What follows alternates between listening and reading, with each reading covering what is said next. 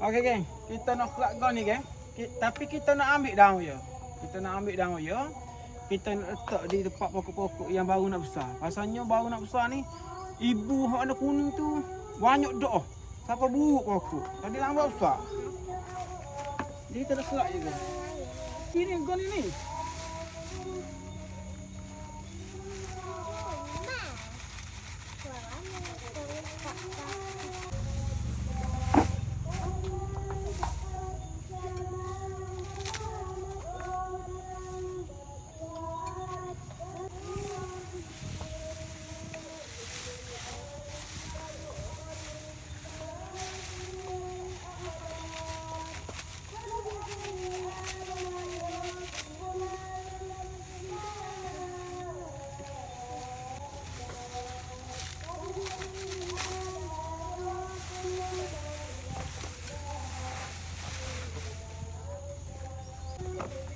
Kita nak keluar. Lepas tu keluar pendek-pendek nak letak lagi tu bunga.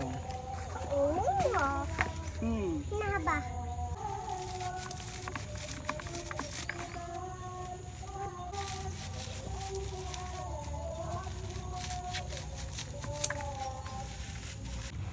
Ni salah satu bak kita tak si ibu hak kuning tu. Perosok tu. Duk makan daun ni. Salah satu bak dia ni. Tak banyak pun, tak sikit lah. Ibu gua tu memang takut menang agak ni. Tak sikit-sikit lah. Ni saya ambil petua dengan orang-orang lama ni. Saya duduk lalu kan. Lepas tu dia royak letak daun serai. Kalau ada daun serai dia royak. Tak banyak ayat, tak sikit-sikit lah. Tak gini je lah. Barulah tanaman kita tu segar. Dan ibu gua tu tak asyik dapat lah.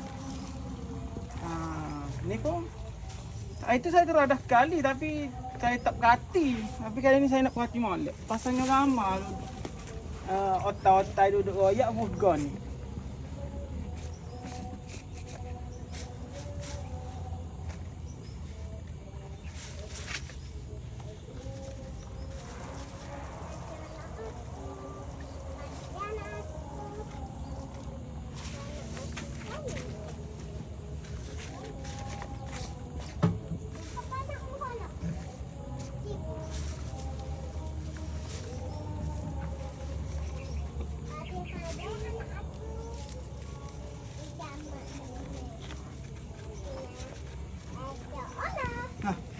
Tu je lah.